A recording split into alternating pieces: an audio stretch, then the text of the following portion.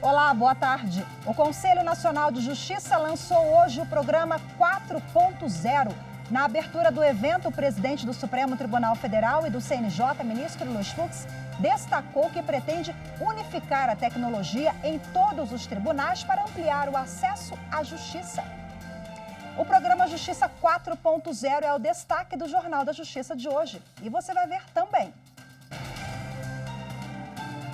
Ministra Rosa Weber, do Supremo Tribunal Federal, dá 5 dias para que o presidente Jair Bolsonaro explique os novos decretos de armas. Após a manifestação do presidente Jair Bolsonaro, a Advocacia Geral da União e a Procuradoria-Geral da República terão 3 dias cada para se manifestarem.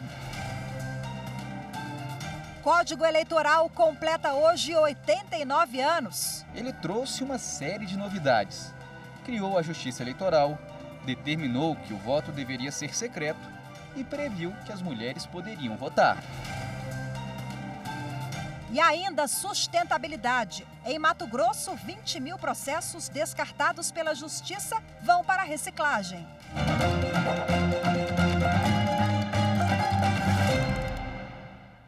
A vice-presidente do Supremo Tribunal Federal, ministra Rosa Weber, deu 5 dias de prazo para que o presidente Jair Bolsonaro explique os novos decretos que flexibilizaram a compra de armas no país. As informações são para que o tribunal decida sobre 4 ações que contestam as normas. Os decretos foram editados neste mês pelo presidente da República, Jair Bolsonaro, e são alvos de ações apresentadas por 4 partidos de oposição. Entre as mudanças está o aumento de 4 para 6 do número máximo de armas permitido para pessoas com certificado de registro. Os atiradores passam a poder comprar até 60 armas e caçadores 30. O decreto também acaba com a necessidade de vendedores de armas de pressão, tipo chumbinho, terem registro no Exército.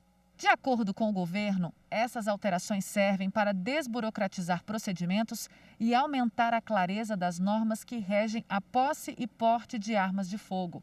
Já os partidos alegam que os decretos violam direitos fundamentais, entre os quais o direito à vida, à segurança pública, à saúde e à dignidade da pessoa humana, além de violarem o princípio da separação entre os poderes, uma vez que o presidente teria invadido competência do legislativo para fixar normas sobre porte e posse de armas. A ministra Rosa Weber é a relatora dos casos. Na decisão desta terça-feira, a vice-presidente do STF determinou que as ações sejam levadas para julgamento diretamente no plenário.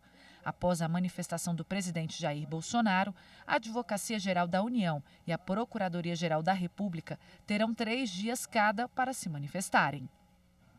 O Ministério Público Federal entrou com o pedido de abertura de investigação no Superior Tribunal de Justiça para apurar as acusações contra desembargadores do Tribunal de Justiça de Goiás, que teriam recebido vantagens indevidas do padre Robson de Oliveira.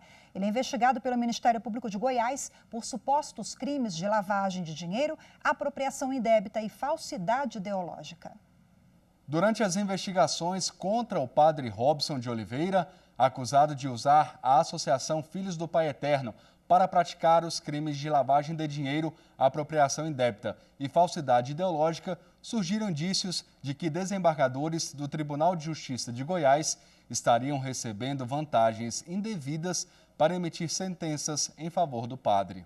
Com isso, o Ministério Público Federal entrou com pedido de investigação no Superior Tribunal de Justiça, já que desembargadores têm foro privilegiado. Na ação, o MPF destaca que existem fatos que podem comprovar a prática de corrupção passiva. Sobre o padre Robson, o Ministério Público encontrou provas de que ele teria movimentado mais de 2 bilhões de reais da associação de forma ilegal. Ele segue sob investigação. E hoje é aniversário de 80 anos da Justiça Eleitoral. Essa justiça especializada foi criada pelo Código Eleitoral de 1932. O presidente do Tribunal Superior Eleitoral, ministro Luiz Roberto Barroso, ressaltou a sua importância para garantir o Estado democrático de direito. A Justiça Eleitoral está completando 89 anos. Ela foi criada em 1932 como símbolo de um país que buscava consolidar os ideais democráticos. A República Velha, encerrada em 1930, era caracterizada pela escassa participação popular e pelas fraudes generalizadas. A Justiça Eleitoral surgiu precisamente para dar integridade ao processo democrático. Cabe a ela alistar os eleitores, organizar a votação, apurar os votos e proclamar os eleitos. Sim, e combater as fraudes. Vivemos tempos difíceis no Brasil, com ditaduras implantadas em 1937 e em 1964. Porém, conseguimos superar todos os ciclos do atraso.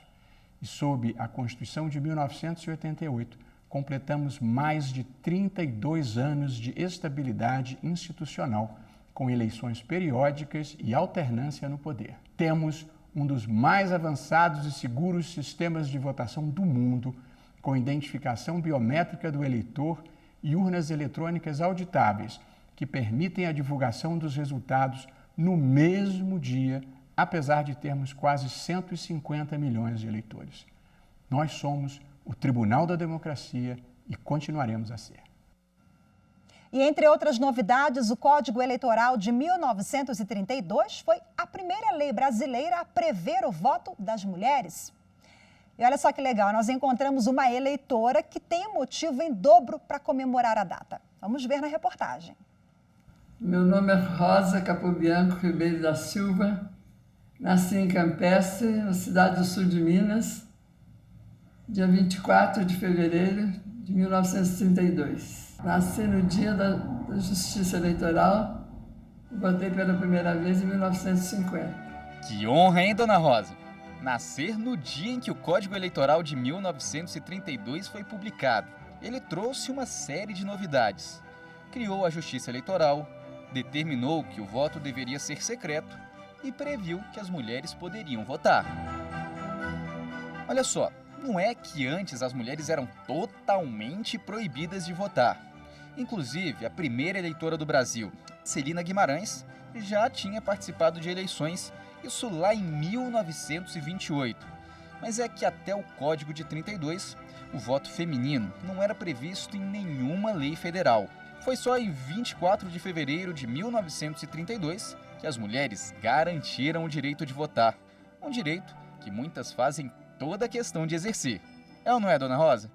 Apesar do voto não ser obrigatório, eu votei na última eleição e sempre pensando na melhoria do país. Eu já fui mesária numa das eleições passadas e achei muito importante por participar, em nome das mulheres, um ato desse importante, tão importante para a democracia. O presidente do TSE, Tribunal Superior Eleitoral, ministro Luiz Roberto Barroso, destacou a importância de estimular cada vez mais a participação feminina na política. Somente a partir do Código Eleitoral de 1932, assegurou-se às mulheres o direito de votar, criando-se a perspectiva de uma democracia real, permitindo verdadeiramente a participação de todos. Hoje, a maioria do eleitorado é composto por mulheres, são 52,5% do total, correspondendo a cerca de 78 milhões de eleitoras. Apesar disso, no Congresso Nacional, só temos 15% de parlamentares do sexo feminino, uma realidade que precisamos alterar. Por isso mesmo, uma das principais campanhas do Tribunal Superior Eleitoral é para atrair mulheres para a vida política. São duas as razões que justificam essa posição. A primeira, promover justiça de gênero. Se as mulheres são um pouco mais de 50% da população, devem ter uma representação proporcional a esse número. A segunda razão é que as mulheres agregam valor à vida pública por características específicas de gênero. Não por acaso, alguns dos países mais bem-sucedidos no enfrentamento da pandemia são governados por mulheres. O equilíbrio na participação de homens e mulheres na vida pública ajuda a fazer um país maior e melhor. E você vai ver a seguir Destino Sustentável. Processos descartados pela Justiça de Mato Grosso são encaminhados para reciclagem? Até já.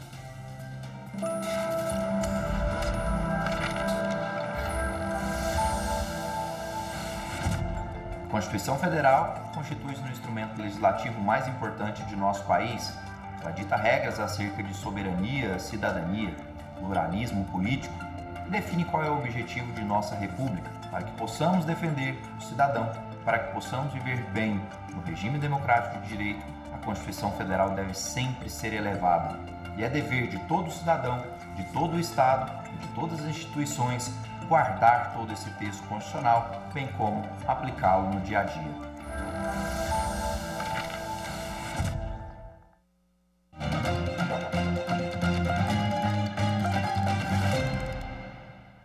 O Judiciário de Mato Grosso dá destino sustentável ao descarte de processos. Uma iniciativa que traz benefícios para o meio ambiente e o planeta. Cerca de 20 mil processos de papel começam a ser descartados, liberando espaço no arquivo do Fórum de Cuiabá. Os processos são da 2ª Vara Especializada em Direito Bancário e da 8ª Vara Civil da capital. O descarte dos processos segue a resolução do Conselho Nacional de Justiça e a portaria conjunta da Presidência do Judiciário de Mato Grosso e a Corregedoria Geral da Justiça.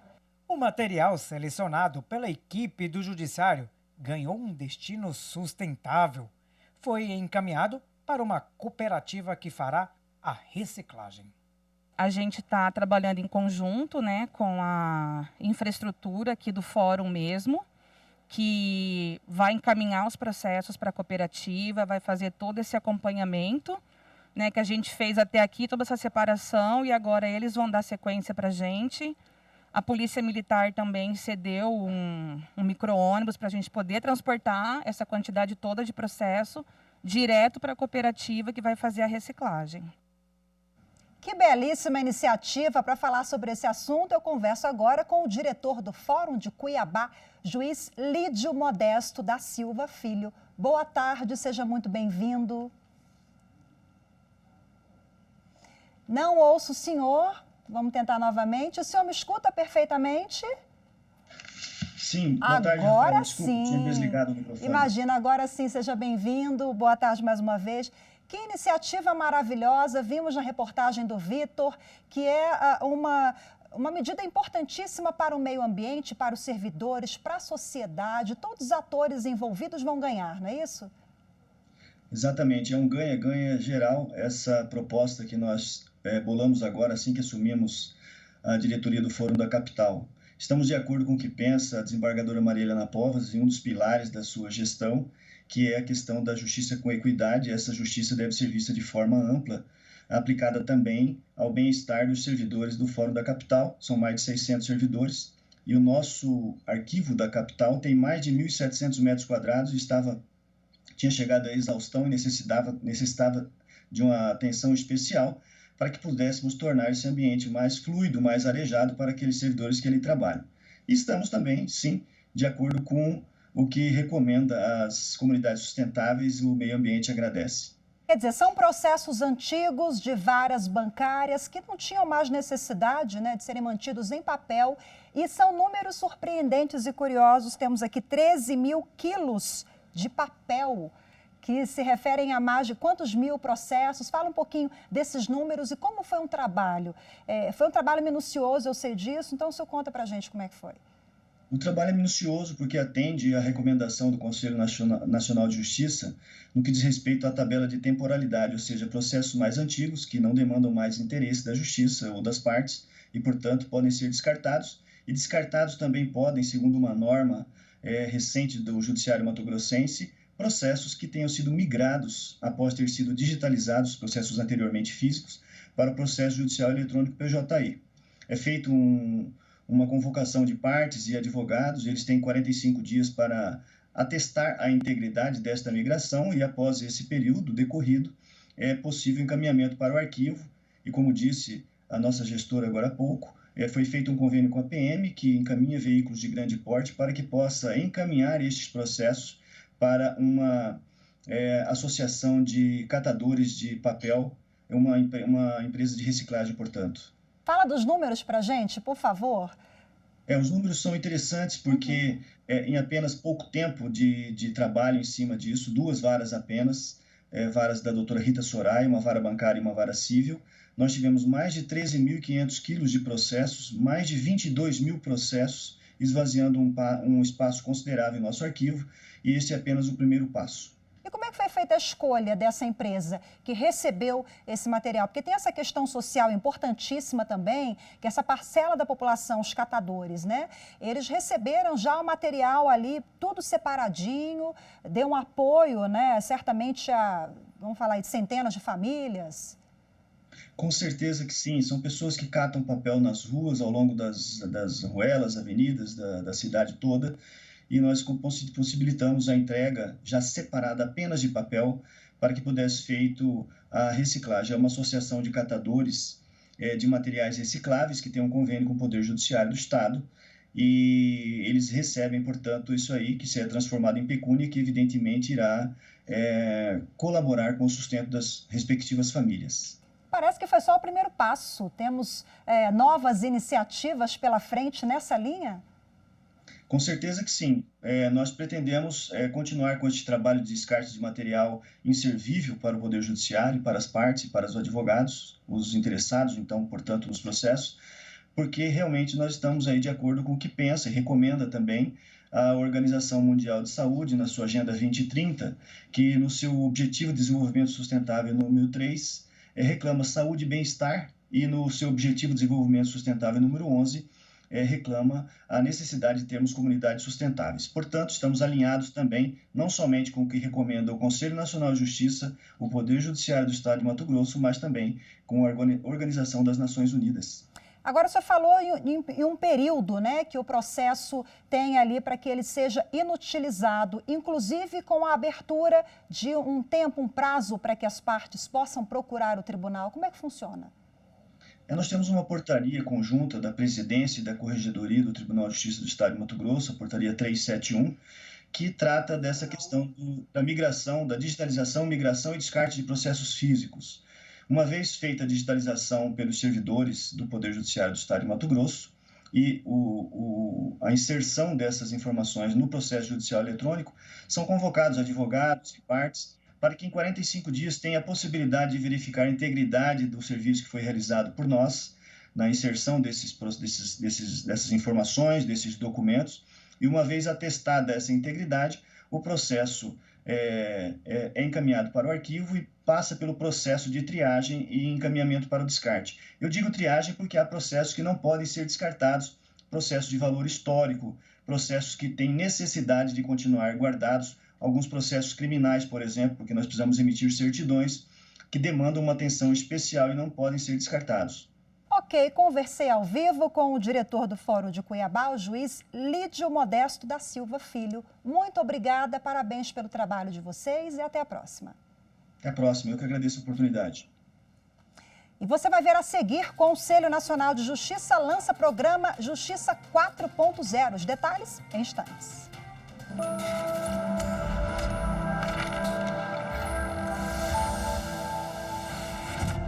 Há muitas diferenças entre nós. Eu posso pensar de uma forma e outra pessoa pode pensar de uma forma completamente diferente. Mas não há problema nenhum nisso. De qualquer forma, existe algo em comum entre todos nós cidadãos, que é a Constituição. A Constituição é um conjunto de regras e princípios que refletem os valores que nós, cidadãos, temos em comum.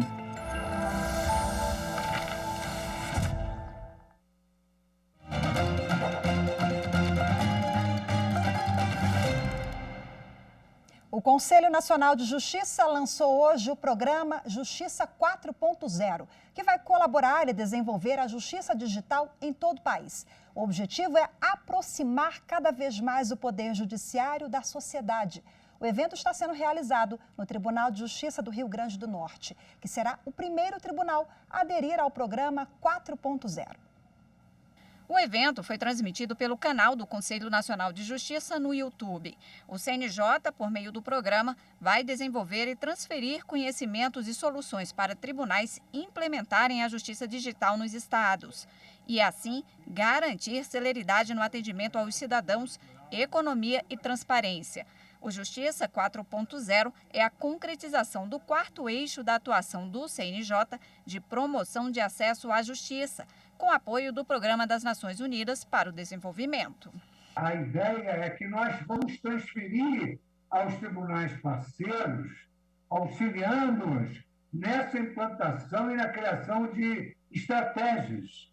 Então, nós vamos passar para os tribunais de uma maneira uniforme, de forma que todos os tribunais do país poderão utilizar essas ferramentas. A justiça digital se apresenta como importante instrumento de aproximação do cidadão ao judiciário e de indução de eficiência, de governança, de transparência na prestação jurisdicional. No encontro foi formalizado também o acordo de adesão do Justiça 4.0 e da plataforma digital do Poder Judiciário com o Tribunal de Justiça do Rio Grande do Norte. Ele será o primeiro a firmar essa parceria e vai receber sistemas de desenvolvimento e cooperação em inteligência artificial.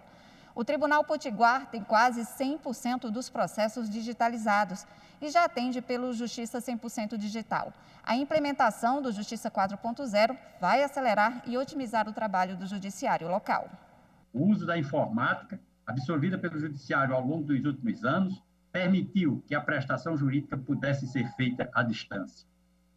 Da mesma forma, acreditamos que o uso das ferramentas da Revolução 4.0 será primordial para o desenvolvimento do judiciário brasileiro e o aumento da produtividade por meio de métodos de automação e de fluxos de trabalho mais racionais, previsíveis e precisos. O plenário do Tribunal Superior Eleitoral determinou novas eleições para a Prefeitura de Martinópole, no Ceará. Os ministros consideraram que o candidato James Martins Pereira Barros, do PP, estaria inelegível em 2020 em razão de demissão por abandono de cargo público. O ato de demissão que deve atrair a inelegibilidade da linha O do inciso 1 do artigo 1º da Lei 6.064 de 1990 não é automática. Eu entendo que se deve exigir para sua configuração que a Justiça Eleitoral realize um juízo de proporcionalidade e razoabilidade em que considere, entre outros fatores, o grau de reprovabilidade das condutas que ensejam a demissão. Sob essa ótica, a demissão por abandono de cargo desacompanhado de específicas circunstâncias desabonadoras não atrairia a inelegibilidade. Daqui a pouco tem sessão plenária no Supremo Tribunal Federal por videoconferência. Os detalhes da pauta com a consultora jurídica da TV Justiça, Gisele Reis. 7 processos compõem a pauta de hoje. O destaque é o recurso do presidente Jair Bolsonaro contra a decisão do ministro Alexandre de Moraes, que determinou o depoimento pessoal do presidente da República para esclarecer fatos no inquérito que apura suposta tentativa de interferência política na Polícia Federal. Na sessão de hoje, os ministros devem definir se o depoimento será presencial ou por escrito. Além disso, o STF deve analisar os efeitos da decisão do plenário tomada na semana passada, envolvendo a tributação de softwares. O STF excluiu a incidência do imposto sobre operações relativas à circulação de mercadorias e prestação de serviços sobre o licenciamento ou a cessão de direito de uso de programas de computador. Prevaleceu o entendimento de que o tributo a ser aplicado é o Imposto sobre Serviços de Qualquer Natureza, o ISS. O plenário também pode retomar a análise de 2 processos sobre a necessidade de lei complementar para a cobrança das diferenças do ICMS. Um deles é o recurso extraordinário com repercussão geral reconhecida, apresentado contra a decisão do Tribunal de Justiça do Distrito Federal, que entendeu que a cobrança não está condicionada à regulamentação por lei complementar.